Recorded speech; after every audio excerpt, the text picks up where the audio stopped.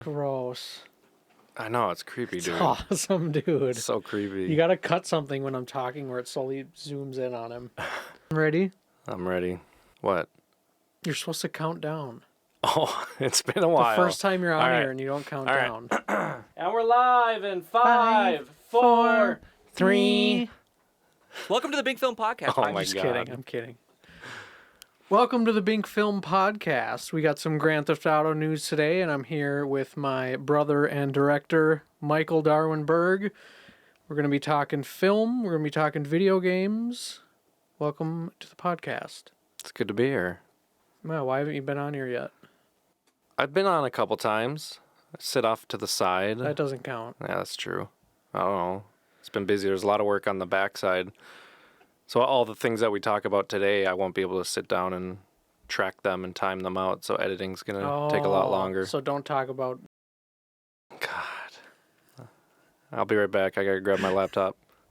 So I'm sure many people are aware Grand Theft Auto dropped their first trailer for Grand Theft Auto 6. For release of 2032. Yes, 38 million views in 5 days. That's pretty nuts. Is it safe to say this is like the game of our lives? Probably. We thought Grand Theft Auto 5 was. That did really well. Still does really well, but yeah. I think the original Grand Theft Auto 5 trailer, in 12, 13 years it's been up, it has like 90 million Really? views. And this is already, it's gonna double that. I don't know if I remember seeing Grand Theft Auto 5 trailer. I think you would have. Were you Maybe. living in LA around then? 2010 to 2013. Yeah, it came out in 14, I think. So it was right after I got back. Yeah, I remember when you saw like the pier and everything. I remember you commenting on that. Yeah, it was really cool. I remember when Grand Theft Auto 5 first came out, first thing we did was went for airplanes to try to fly over LA and see how similar it was to the real LA. What do you think it would take for them to make a Midwest Grand Theft Auto? I don't think they ever would. Like a Chicago? Maybe Chicago. That would be, I think, the only city in the Midwest that they would consider. But I think a big selling point for Grand Theft Auto is the fact that so many people recognize these things, like the Santa Monica Pier. It's so iconic. Everybody in the country has seen that either in a movie The or Hollywood sign. Yeah, the Hollywood Vinewood sign. Yeah. New York as well. Cities like that, I think, do really well. Smaller, I mean, not that Chicago's a small city, but not everybody has been to Chicago. Not everybody recognizes, well, maybe was Sears Tower. That'd probably be it. Maybe the pier, but yeah, I don't think it would do as well. Well, I mean, a game that's based on crime, Minneapolis might be pretty good. Yeah. Post 2020 The first Minneapolis. First Grand Theft Auto with full-scale riots. Yeah, Protests. Protests, yes. So this is probably the most hyped game of all time ever. Yeah, I would say so. Do you think it'll meet expectations? In today's world of gaming, I'd like to think so. For how long they've been working on it, I don't trust any game made by anybody ever anymore, because every game is either pay to win or it's paywalled in some sort of way, and everybody puts out games unfinished. I don't know. It's Rockstar. I would hope so. Red Dead's great. Grand Theft Auto 5 was great, with the exception of the entire online platform with hackers. But I don't know, as a gamer, there's hackers in every game we play. So it's like, unless you're playing World of Warcraft, you see hackers everywhere. I have a big fear for Grand Theft Auto 6. And to be clear, I'm not hating on it. Grand Theft Auto was and is one of my favorite franchises of games ever. I played them growing up. I remember when we went to get our first Grand Theft Auto game. Do you remember that? Was it Vice City? Yeah, we went to Walmart with our dad. And I don't remember the actual story. Yeah, so we go to Walmart, and the guy's standing there, and Dad walks up to the case, and we were trying to decide between Grand Theft Auto 3 or Vice City. I don't know why, because Vice City was newer, but that's what we were thinking at the time. And the guy comes up to us, and he was like trying to tell our dad that, like, you know what this game is, right? Yeah. Because we were so young. And being how Dad was and is, he was just like, just give me the game. Like, Yeah. I'm buying the game. Give me the game so I can He leave. doesn't want somebody to tell him Yeah. what he can and can't do. Yep. So he bought us Vice City. And God, when did that come out? That had to have been early 2000s, wasn't Yeah. it? I was probably like 10 or 11 years old playing that. Which Yeah, is it was crazy so to much think fun about. though. God, that game, I think that game sticks with me more than Grand Theft Auto 5 did. San Andreas did for me. San Andreas was good too, rolling around in the countryside with your country music radio on and like a Jeep or something. Yeah, There's so many songs I hear today that were in one of the Grand Theft brings Auto you right back. games. Yeah, and as soon as you hear that, you go right back to it. But Yep. with Grand Theft Auto 6, I'm scared because there's been a trend with Rockstar on their last couple games. So many people might not know this, but Grand Theft Auto 5 had planned single player DLC, allegedly. They were going to do expansions for the single player campaign. There was rumors that one of them was like zombies, kind of like Undead Nightmare for Red Dead because it was so popular. Well, then online came out and shark cards. Yep.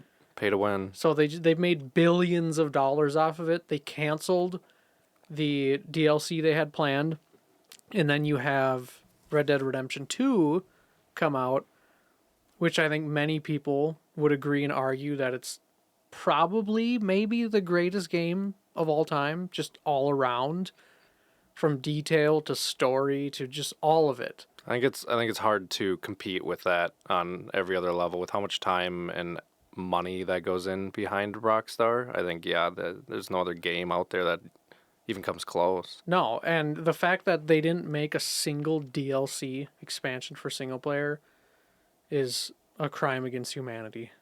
Is the online existent? It's dead. That's what I thought. They gave up on it. Yeah, I remember. So they started it and then it didn't really. It was and then they're like, we'll just go back to Grand Theft Auto, and then they added like laser weapons and jetpacks. In and Red stuff. Dead? No, in Grand Theft Auto. I was gonna say no. That's what ruined Grand Theft Auto 5 for me. Yeah, that's what would have happened with Red Dead. But I remember one of our buddies in our gaming group came on, and we all have our cars and stuff that we spent hundreds of hours getting all this, and there's a guy in our group who logs in who doesn't even play the game, but happened to get in a hacker lobby one day where they were just spewing money out for people. Yep. People got tens of millions of dollars in this game, and he bought this like glider jet thing that it just hovers and shoots lasers and stuff, and it's like cool. So all the hard work I did building this car, armoring it up, and like all the time I put into it, and this dude thinks he's funny. He's in our group,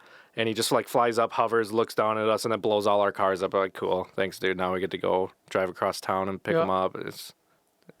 That game pissed me off. Yeah, so my fear is with the current trend that Rockstar is doing with their last few games. Based on the last two games, we should have no reason to doubt that the campaign for Grand Theft Auto 6 will be the greatest thing ever. Yeah. But with the trend or the direction they've been moving in and the direction that the entire gaming industry has been moving in, I am so scared that the entirety of Grand Theft Auto 6 is built for their online service. I could see that. Like, I could see them completely skimping out on the campaign just to get you to play online, get you to pay. I guarantee it'll be $15 a month or something to play online. Yeah, I think that... I don't know. I don't think they'll skimp out on their single player because their single player is so big and has been. And with how long this has been waiting, they can't afford for it to flop because, like, this is their legacy. Grand Theft Auto 5 was their legacy. It Grand should Theft be. Auto 5 is non-existent now because of 6. I think that with how much money has, regardless of what they made, with how much money has gone into it and their reputation of making these insane games, I think that multiplayer is going to be more present than we want it to be. But I still think the single player is going to be awesome. I hope so. I do too. Obviously, who knows? In today's world, everything's money and power, and having a subscription service for a video game plus pay to win, like, there might not be any good single player involved. Well, let's transition over to film now. So We are currently working on a new film. Yes, we are. Would you like to describe that? The plot, or Yeah. so the newest film, I don't know if we officially named it right now. Temporary Finger Trap is about a guy who shows up at a house to do some house sitting, and he's on the phone with his significant other, and she's clearly upset that he is not with her at that time. Uh, Keatsy's Was that the meowing. cat? Yeah, it sounded like a beep. So he's in this house. He's never been here before. He knows the people, but doesn't really know the people. And it's a short film, so I could spoil it in 10 seconds. I don't want to. So to cut it short, he finds a doll, and this doll is not a normal doll. And I know saying that out loud now makes it sound like just another boring, stupid horror movie about dolls. I mean, it kind of is. But it's different. It's different. I think it is. I've never seen this done with it Yeah. before. And the idea was to just kind of. Every film we've worked on, we've focused on one thing, improving one thing each Yep. time. And on Getting all the content. Keatsy. on this next film we're working on, we wanted to improve in every area possible. So the script is a little simpler. It's a little more basic compared to some of the things that we've done, but we just want to. What's the word I'm looking for? I think we wanted to create a script that was to kind of play on that. Every film we've done up to this point was new to us. We started with a film out in the woods. Had never filmed in the woods. Let's see how it works and see what goes wrong, and then learn from it. And then we kept moving through this process. The next one was half improv because of scheduling issues, and it ended up working out really well. But we learned a lot. And then we go into the farm, which was our first night film, and we were Long film. yeah, it was 35 minutes. I blame Troy for that because that was a 20-page script that should not have been a 35-minute film. He was following my direction. Yeah. It was too long. It was good. I enjoyed it. But there was so much wrong with that film. That every time I go back and see any part of it, I'm like, oh, I wish I could go redo all that. But the problem with going and redoing that is you're not going forward. You're just redoing what you did wrong. You just Right. need to understand what you did wrong, learn from that, and apply it to your next one. So we went into that with the longest film we've ever done. The darkest film we've ever done. We were hindered by the equipment that we had at that time, so we couldn't really shoot in low light. We didn't have the lighting capability to do what we needed to do. We had people walking around with battery-powered GVM lights holding them up as we're like walking through these trails. It worked out, but it just didn't look very good because we had a $800 camera. But we learned all these things from each one, and that film was a disaster on all fronts. Between the lack of equipment, the lack of preparation, the lack of really knowing what we were going to do, experience. There was an implosion in the crew. Like everything just fell apart for that. But I think that was the turning point in our careers, is that when we got done with that and got to that point where we were like, I don't know if I want to do this ever again, because it was just that destroying to your soul. You get past that and you're like, let's do it better. And then you go into the next one. We went into Little Pictures was next. And we spent more time on pre-production. We knew pretty much exactly how everything was going to happen. The only downside is we did not know what the apartment was going to look like. And we had some questions about how the church was going to work out. Because we knew what it looked like, but we didn't know what it was going to look like by setting up, 100 chairs in a lobby. So then we still had new stuff on Little Pictures that we learned and improved from. And then that pretty much brings us to where Charlotte was, where Binc invested in all this equipment. We got, obviously, nice new cameras. You can see us. We're clear. And we spent so much more time, and I spend an unbelievable amount of hours a day, every day of the week outside of my day job, just learning new things and trying to get better at all of this. And even with the podcast and social media and all that. But there's so much that we learn every time, and we just keep pushing and pushing and pushing. And now it brings us to this film. I feel like when you're working on an indie film and it doesn't go well and it leaves a bad taste in your mouth, there's really two directions you can go. You can either let it sour and kill your motivation, or you learn from it and move on. And I'll never forget the difference in the feeling of that first movie where everything went wrong versus the one after that. And in that first movie, there were times where I was having a blast, but in the movie following that, it was so dull, but in a good way. Like, that's how it should be. I should show up, get my equipment, set it up, everyone's doing their own thing, we're getting ready, and everything's going, everything's moving, there's no downtime, and it felt like I was working a day job.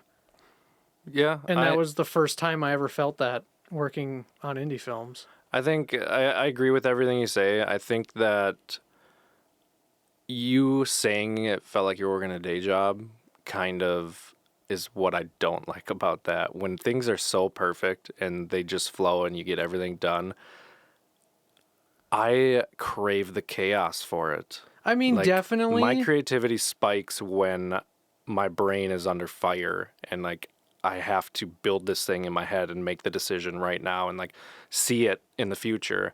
And obviously the pre-production process of filmmaking is probably the most important, because if you get on set and you have a big set, you can't have chaos. It just doesn't work. And we experienced that with the farm. We had 22 people there and it was chaos, and we missed shots. There were probably 100 shots we could have used for that movie and we didn't have them. So it was a lot longer shots. But I think that it's the smarter and more efficient way to create a film. I think it's the less exciting way. I agree. I think it comes down to the kind of film it is, too. Yeah. Like, that little picture's not, this isn't a rip on Troy or anything, but it's like, it's a very straightforward film. These are the lines. This is what's happening. That's it. Yep. Maybe if you can cry, cry. If you can, you look sad. Like, that's kind of the extent of it. You know, in that kind of a film, there's not a lot of room for improvising and excitement and things like that. So what Yeah, you're for sure. describing, I felt that a lot more on Charlotte. Yeah. And which is funny too, because I feel like you and I are so opposites that make a pretty good balance for what we're doing. Because with Charlotte, I didn't like the chaos at all. There was nothing about the chaos in Charlotte I liked. I do enjoy going to a new location and like just discovering new angles and like building out this composition in my head as we're there and I'm directing it. But I think Charlotte was so personal to me and to you because it was our dad. It was your story. Like, there was so much that went into that just drained us emotionally. So when we got into a moment where I didn't know going into it what we were going to do, like when we went for the cliff scene and the final credit scene, that cliff didn't exist. There were trees that were growing over the last 20 years. Yeah, that was bad. I don't know how to explain it, but I overreact in that scenario, and my mind goes like, no, like we're done, it's over. No, I did the same thing. Yeah, I was like, all the work we put into this, all the preparation, all the equipment we've got, and the story, and all these people, I'm like, it's over. That shot, I dreamed about that shot in my head with the drone shot of him dropping to his knees and pouring out the ashes and the drone flying upward away from him, and you just see like the wind catching. I mean, I probably would have never been able to get that shot with our equipment the way I wanted to get it, but I wanted to try. And when we had to change it because there was no cliff, I was devastated. It was so hard to like get back into that and move forward. But so I don't like that kind of chaos. I liked the worst movie ever made kind of chaos. That was a blast. Yeah. The farm had moments, but that was another one where there was so much work that had gone into it. There were people standing around waiting, and like people were cold. It was 28 degrees in Minnesota. I didn't like that kind of chaos either. So what kind of chaos do you expect on this next film? I don't expect any. I think the chaos that we're going to expect is the fact that we have a very ambitious goal to blast our social medias. And that is to create a 5-minute short film, but also create the behind the scenes for this and how we do these certain things. Like, we're chopping a dude's finger off. How are we going to do that? How do we make the silicone mold? How do we execute it and make it look good on camera, make the blood spray into the window for the final shot. Like there's all these things I think that'll be chaotic. But I think we're doing our best job of planning it in that it won't be a bad chaos. I think that we're planning to get a ton of shorts for our TikTok, behind the scenes for our YouTube. Like we have all these different ideas. As long as we go into that and everybody on set knows exactly what their job is, I think time will be our chaos. Trying to get that ambitious goal of like 30 shorts out of a 5-minute film. A lot of moving parts. There are a lot of moving parts. And if I guess one of the forms of chaos could be missing people. If people don't show up because we're low budget or we're no budget filmmakers, everybody involved in Binc Film is a friend, a family member, or a friend of a friend or family member. Like everybody knows everybody.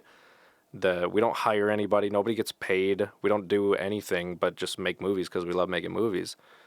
So I think that we run into that issue a lot where something in real life comes up and somebody that's maybe 40% all in on it gets a party invitation, they're gone.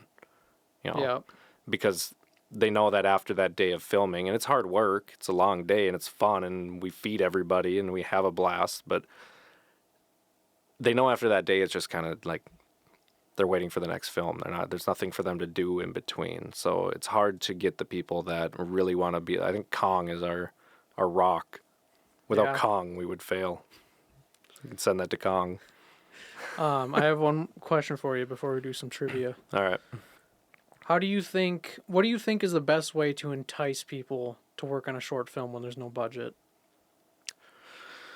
I think it depends on too many factors to give a real answer. I think that it depends on what area of filmmaking they're interested in, what level of experience they have, what their end goal is. Like there are people that, like when I first went to film school back in 2010, I was like, I'm going to be a director. I'm going to be like Michael Bay and blow things up and get Will Smith in my movies. Like it never happened, probably never will, but there are people on a level where they have not made things and don't understand the complexity of it and how much actual work that goes into it behind the scenes and all the people that are involved, whether it's a 3-person set or a 30-person set. They're very different things, but they all include so many aspects that people don't understand unless they experience it. So I think that has somebody are you looking for somebody looking for people or somebody that might be interested in it and is trying Either. Yeah, I think that as an indie filmmaker, if you're looking for people, you need to find the right people. I think that you can't be picky because you have no budget or a low budget, but if you plan to take it seriously and you want to do it professionally and you want to make something out of it, you need to hold on to your creative vision and you need to find people that will support that while compromising because you're asking people to come work for you for free. And some of those people might be brand new to it. They may have never done anything before and might have this vision of like what they're going to do. And I think the most important thing that people need to understand is like the hierarchy level within filmmaking. If you're coming onto somebody else's short film set and you bring in all these ideas, you're like, oh, we should do this. And there's somebody with a director title standing there. It's fine to give this type of information, but not in the middle of set, not to somebody that has brought you into their set to help build their creative vision. Like there's just so many, I'm going to trail on here for 20 minutes, but there's so many different aspects of filmmaking that you could apply it to a big business structure and you have your managers and they go all the way down to the lowest of the lowest person. Like that's the same as a film set. It's almost like an assembly line. Yeah. Where everyone's working on a different part. Yep. And you need everyone to do their part to get the finished product at the end. And if somebody leaves their line to go to a different line, the whole thing can collapse. That's like, you got an assembly line of them making cars, let's say. Everybody's making a part of that car. And somebody walks away from one line and goes over there. Now you have this cool, really nice looking car until you turn around, it's missing a back left tire. And you're like, well, it's useless now. Same for filmmaking. If you don't have all the pieces there, and we've learned that in every film we've made, because every single film we've made today has missing pieces. All right, we're going to move on to some trivia. I don't like this. We're going to do Who Wants to Be a Millionaire? Dun, dun, dun, dun. Do I actually get to be a millionaire after this? No. Oh. You get to be a broke indie filmmaker after this.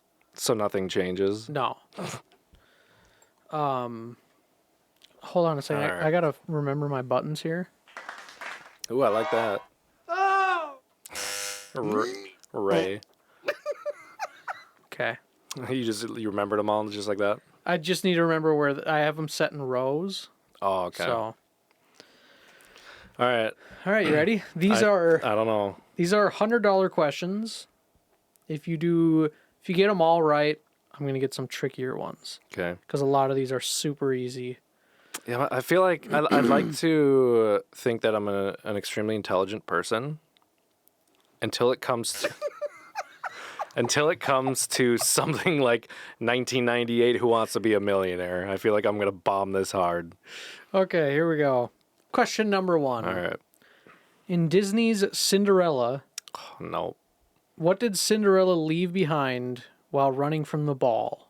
Her shoe. Was it a boot, a glass slipper, a ruby slipper? Oh, no. a You can't sneaker? have multiple. It's glass. It's got to be glass. Final answer? Yes. Oops, wrong button. Oh, God. I was like, come on. It's got to be a glass slipper. As soon as you gave me 2 slippers, I wasn't sure. Question number 2. This is really tricky. What holiday is celebrated on February 14th? Valentine's Day? Is that your final answer? Yeah. Let me just double check. All right. Oh, good for Go to you. 200. Go to 200. Are you sure you don't want to answer how many months are there in a year? A dozen. A baker's dozen. How about that? Give me a fail.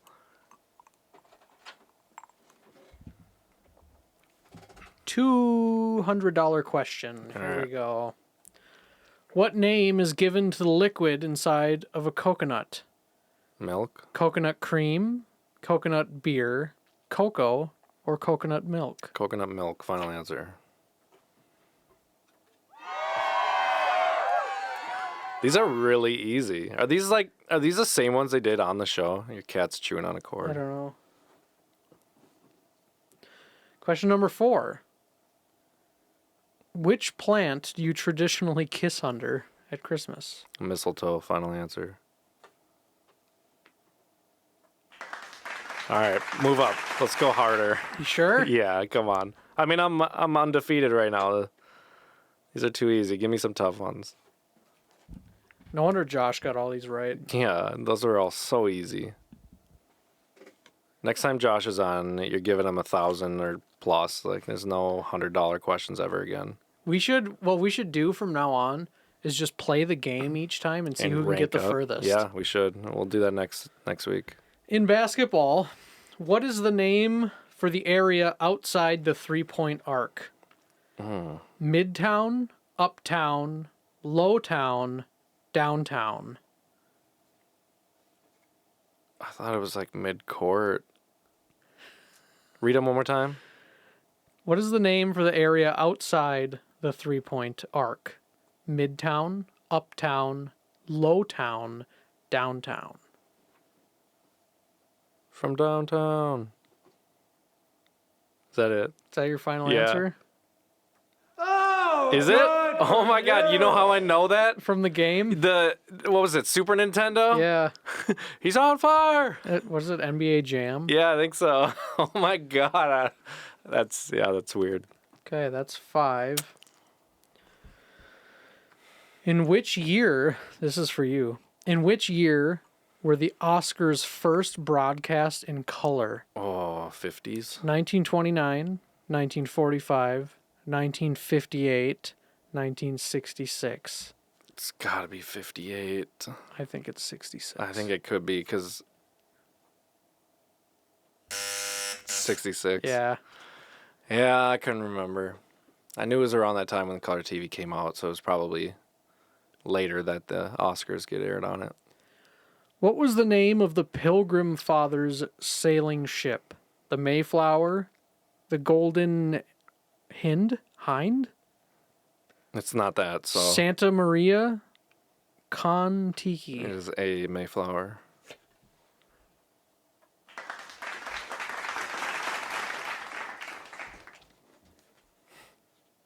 That's 6. You got 5 out of 6 so far. And the only one wrong is movie related. Yeah. Ooh, here we go. Uh-oh. The answer is B on this one. Which of these is not... Oh, it actually is B. I was going to say, did you just give me the answer? You're going to get the answer. I didn't Okay. read it all the way. Which of these is not a province in Canada? Quebec, Minnesota, What? Manitoba, or Newfoundland? Minnesota, where we are right now. We are not Canada. We're not in Canada, eh? Oh, no. We're going out in the boat later, though. Oh, this is a $300 question. There was a couple mixed. Oh, okay. Were any of mine 1,000? 2 of them were 10,000? 500. All right. Stop it. He's ruining your ottoman right now. It's already ruined. Which is the second highest mountain on Earth? Second? K2, J3, M4, or P5? For some reason, I feel like K2 is the tallest. I'm going to guess K2. Final answer. Oh, Is it? good for you. That's the only one that sounds familiar to me. Yeah. But I don't recognize those names I at don't all. either. Wouldn't that be stupid if it's like 2 is 2, 3 is 3, 4 is 4? Like, that's just the numerical It might order. be. Yeah, that'd be stupid. All right, final question. Is that a tough one? Which hotel was a hit for Elvis Presley in 1956? Hotel California, No. Eagles. Heartbreak Hotel, Holiday Inn, Hotel Paradiso. B. Final answer.